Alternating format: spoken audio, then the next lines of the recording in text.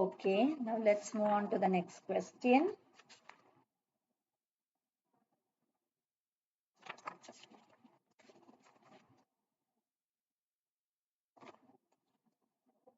MPC is equal to 0.2. You have to match it. MPS equals 0.5. MPS is equal to 0.75. MPC is equal to 0.4. Multiplier. K is equal to 2. K is equal to 1.66. K is equal to 1.33. K is equal to 1.25. Very simple question.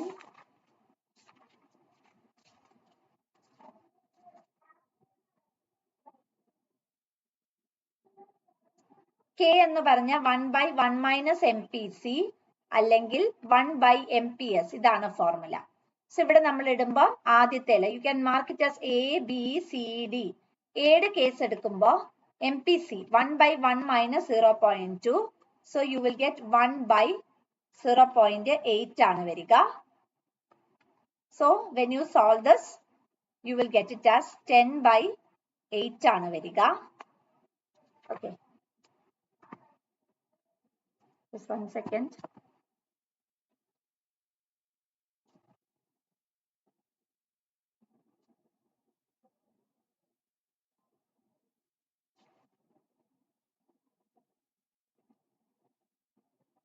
MPC ആണ് തന്നത് 1/0.8. So we'll get the answer as 1.25 ആണ് വരിക. So ആദ്യത്തെ answer ഇതാണ് വരിക. Second one ആണെങ്കിൽ MPS ആണ് തന്നത് 0.5. So 1/0.5 ആണ്. And the answer will be 2. അപ്പൊ ഇതിന്റെ ആൻസർ നമുക്ക് 2 കിട്ടി. ഇനി അടുത്ത നമ്മൾ നോക്കുകയാണെങ്കിൽ 1/0.75.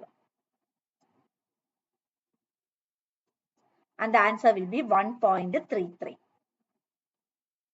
ഇനി അടുത്ത നമ്മൾ നോക്കുകയാണെങ്കിൽ 1/1 minus MPC, 1/1 minus 0.4, 1/0.6.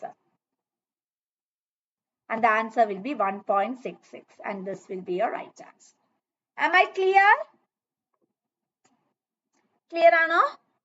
രണ്ട് ഫോർമുലകളാണ് നമുക്ക് ജനറലി അവൈലബിൾ ആയിട്ടുള്ളത്. ഒന്ന് എന്താ വെച്ചിട്ടുണ്ടെങ്കിൽ K is equal to 1/1 minus MPC, അല്ലെങ്കിൽ നമുക്ക് അപ്ലൈ ചെയ്യാൻ കഴിയുന്ന ഫോർമുല എന്ന് പറയുന്നത് K is equal to 1/MPS. ഈ രണ്ട് ഫോർമുലകൾ ഉപയോഗിച്ചിട്ടാണ് നമ്മൾ ജനറലി എന്ത് ചെയ്യുന്നത്, ഇവിടെ ഒരു ഓപ്പറേഷൻ എന്ന് പറയുന്നത് ഫോർമുലേറ്റ് ചെയ്യുന്നത്. Now let's move on to the next question. The time series of production yielded the trend y is equal to 136 e raised to എന്ന് പറഞ്ഞാൽ ലോഗരിതമെറ്റിക് റെപ്രസെന്റേഷൻ ആണ് 0.021 t. where y is the production, t is the time. Now you have to find growth rate of y. Growth rate of y ആണ് കണ്ടുപിടിക്കേണ്ടത്. Very simple. ഇവിടെ തന്നിരിക്കുന്ന ഈ 0.021നെ 100 കൊണ്ട് multiply ചെയ്യുക. So you will get 021. ഞാൻ അതുപോലെ എഴുതി, രണ്ട് സ്ഥാനം 1 2 3 1 2 3. 2ന് മുമ്പ് 0 ഇട്ടാ വില ഇല്ല. So 2.1 will be your right answer. നമുക്ക് ടൈം സീരീസ് പ്രൊഡക്ഷൻ ആണ് തന്നിരിക്കുന്നത്, അതായത് ഒരു ട്രെൻഡ് ഫാക്ടർ ആണ് തന്നിട്ടുള്ളത്. അതായത് ഇങ്ങനെയാണ് ഇതിന്റെ പ്രൊഡക്ഷൻ സ്ട്രാറ്റജി അല്ലെങ്കിൽ മൊബിലൈസേഷൻ എന്നാണ് നമുക്ക് തന്നിട്ടുള്ളത്. സോ ഇവിടെ ഒരു വാല്യൂ തന്നിട്ടുണ്ട്. ഈ വാല്യൂവിനെ നമ്മൾ എന്ത് ചെയ്യുന്നു, പെർസെന്റേജ് ഫോമിലേക്ക് ആക്കുന്നു. സോ ഇൻടു 100 ചെയ്തു. When you solve this you will get the answer 2.1. Am I clear? ഇവിടെ നോക്കിക്കേ, 136 e raised to 0.021 t എന്നല്ലേ മിസ്സേ തന്നിരിക്കുന്നത്. അപ്പൊ ചെയ്യേണ്ടത് ഈ സാധനം ഉണ്ടല്ലോ, അതിനെ പെർസെന്റേജ് ആക്കിയാൽ മതി. ഇൻടു 100 ചെയ്യാം. അപ്പൊ ഇൻടു 100 ചെയ്യുമ്പോ ഇവിടെ ഇങ്ങനെ തന്നെ ഞാൻ എഴുതാം, നിങ്ങൾ കൺഫ്യൂഷൻ ഇല്ലാതിരിക്കുക. എന്നിട്ട് 2 0 ഇട്ട് കൊടുത്തു. 3 സ്ഥാനം കഴിഞ്ഞിട്ട് ഡോട്ട്. അപ്പൊ 3 സ്ഥാനം കഴിഞ്ഞ് 2ന്റെ മുമ്പിൽ 0 ഇട്ടാ വില ഇല്ല. അപ്പൊ 2.1 ആണ് ഉത്തരം. ഇവിടെ കിട്ടിയ അവിടെ എല്ലാവർക്കും ഓക്കെ അല്ലേ?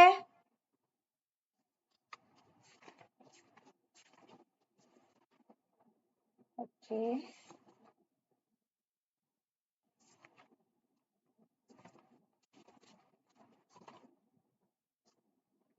ചില ക്വസ്റ്റ്യൻ പേപ്പേഴ്സിലേക്ക് നമ്മൾ പോകുമ്പോൾ നമുക്ക് റാപ്പിഡ് ആയിട്ട് ഒരുപാട് ക്വസ്റ്റ്യൻസ് മാത്തമാറ്റിക്കൽ എക്കണോമിക്സ് കാണാനായിട്ട് സാധിക്കും.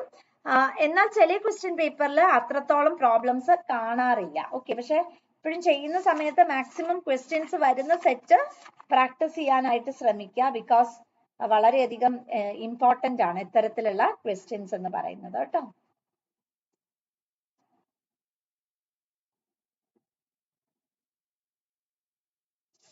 Okay, you are given a question like this. For demand function P is equal to 15 minus 2x minus x raised to 2. What is consumer surplus at x is equal to 2? For demand function P is equal to 15 minus 2x minus x square, what is consumer surplus at x is equal to 2? What is the consumer surplus at x is equal to 2 ആണ് നമ്മളോട് ചോദിച്ചിട്ടുള്ളത്. So it's a very simple question. നമുക്ക് P തന്നിട്ടുണ്ട് 15 minus 2x minus x square. Consumer surplus എന്ന് പറഞ്ഞാൽ Alfred marshal കൊണ്ടുവന്ന concept ആണ്. Consumer സർപ്ലസിൽ പറയുന്നത് എന്താ വെച്ചാൽ, ഞാൻ മാർക്കറ്റിലേക്ക് പോകുമ്പോൾ 100 രൂപയുമായിട്ടാണ് മാർക്കറ്റിലേക്ക് പോയത്. പക്ഷെ കമോഡിറ്റിക്ക് എനിക്ക് വെറും 80 രൂപ മാത്രമേ ചിലവാക്കേണ്ടതായിട്ട് വന്നിട്ടുള്ളൂ. അതായത് 20 രൂപ എന്ന് പറയുന്നത് എന്റെ ലാഭമാണ്. അതിനെയാണ് കൺസ്യൂമർ സർപ്ലസ് എന്ന് പറയുന്നത്. What consumer, it is a difference between what the consumer is willing to pay and what he actually pay. അതാണ് അവിടെ പറയുന്നത്. So P is equal to 15 minus 2x minus x raised to 2 കിട്ടി. Then you are given x is equal to 2 നമുക്ക് തന്നിട്ടുണ്ട്. അപ്പൊ ഇത് ഇട്ടിട്ട് നമുക്ക് എന്ത് ചെയ്യാം, P യുടെ വാല്യൂ കണ്ടുപിടിക്കാം. P is equal to 15 minus 2 into x ന്റെ വാല്യൂ അതിൽ ഇട്ട് കൊടുത്തു. 2 minus 2 the whole square. So P is equal to 15 minus 4 minus 4. So P is equal to 11 minus 4 and the answer will be 7. അപ്പൊ നമുക്ക് X കിട്ടിക്കഴിഞ്ഞു and we got P. ഇനി നമുക്ക് consumer surplus കണ്ടുപിടിക്കണം. കൺസ്യൂമർ സർപ്ലസ് കണ്ടുപിടിക്കാൻ we have to integrate. Integration ആ ചെയ്യാം. ഏത്? ഇത് 15 minus 2x minus X raise to 2. എക്സിന്റെ വാല്യൂ തന്നിട്ടുണ്ട് 2 എന്ന്. അപ്പൊ താഴെ നമ്മൾ 0 ഇട്ട് കൊടുക്കുക, മേലെ നമ്മൾ 2 ഇട്ട് കൊടുക്കുക. സാധാരണ ഇന്റഗ്രേഷൻ ചെയ്യുന്ന പോലെ താഴെ 0 ഇട്ട് കൊടുക്കുക, മേലെ 2 ഇട്ട് കൊടുക്കുക. Now 0 to സ്പ്ലിറ്റ് ചെയ്യുക. 15 നമുക്കറിയാം ഇന്റഗ്രേഷൻ ഓഫ് 15 എന്ന് പറഞ്ഞാൽ 15x ആണ്. ഇന്റഗ്രേഷൻ ഓഫ് 15 എന്ന് പറഞ്ഞാൽ 15x ആണ്. സോ ഞാൻ ഇവിടെ എന്ത് ചെയ്യാ വെച്ചാൽ അതിന്റെ കൂട്ടത്തില് എനിക്കിവിടെ ഓപ്പറേറ്റ് ചെയ്യേണ്ടത് കൊണ്ടാണ് ഞാൻ അവിടെ അതങ്ങനെ എഴുതുന്നത്. അപ്പൊ ഓരോന്നിൻ്റെതായിട്ട് എഴുതാം.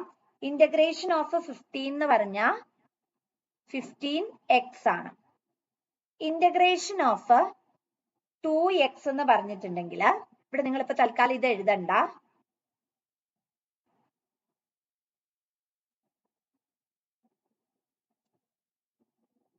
ഇന്റഗ്രേഷൻ ഓഫ് 2x എന്ന് പറഞ്ഞാൽ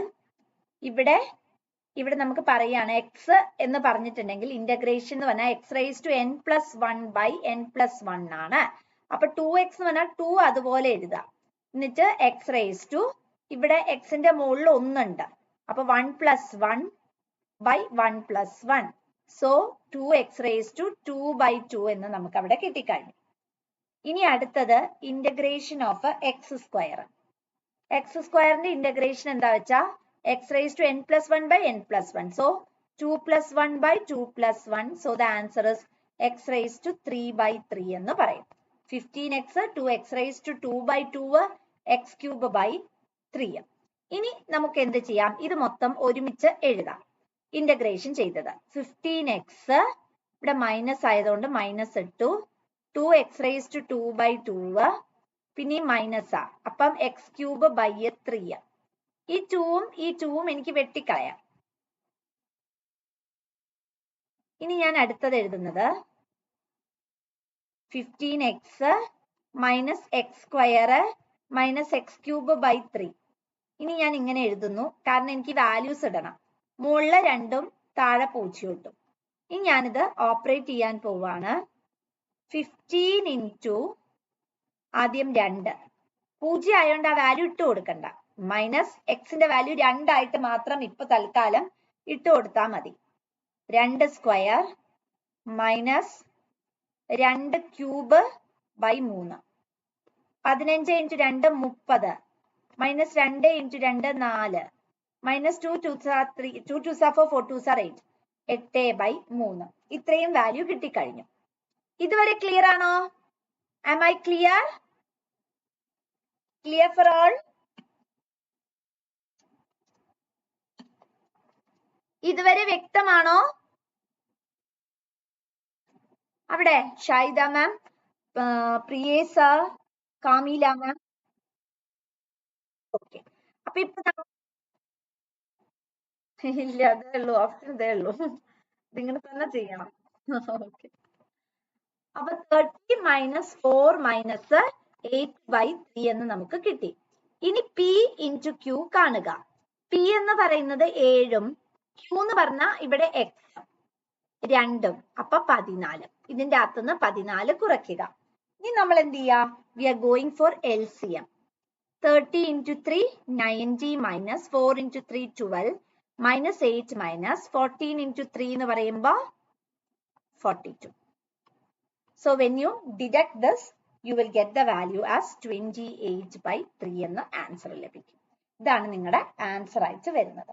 നിങ്ങളുടെ ഈ ഓപ്ഷൻസിലേക്ക് പോവുകയാണെങ്കിൽ നിങ്ങൾക്ക് അവിടെ തന്നിരിക്കുന്ന ഓപ്ഷൻസ്, ഓപ്ഷൻ എ എന്ന് പറയുന്നത് 6 ആണ്, ഓപ്ഷൻ ബി പറയുന്നത് 28/3 ആണ്, ഓപ്ഷൻ സി പറയുന്നത് 7/4 ആണ്, ഓപ്ഷൻ ഡി എന്ന് പറയുന്നത് 11/3 ആണ് വരുന്നത്.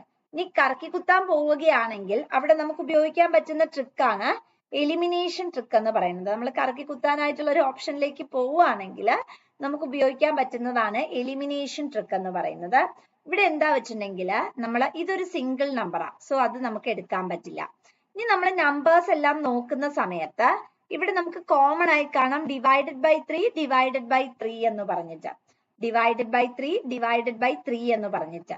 അപ്പം ഒന്നെങ്കിൽ ഇതായിരിക്കാം ആൻസർ, അല്ലെങ്കിൽ ഇതായിരിക്കാം ആൻസർ. അപ്പൊ ഇതും അല്ല. ഇനി നിങ്ങൾക്ക് ഒന്നെങ്കിൽ ഇത് കറക്കി കുത്താം, അല്ലെങ്കിൽ ഇത് കറക്കി കുത്താം. ഈ രണ്ട് ഓപ്ഷൻസ് അവൈലബിൾ ഉള്ളൂ.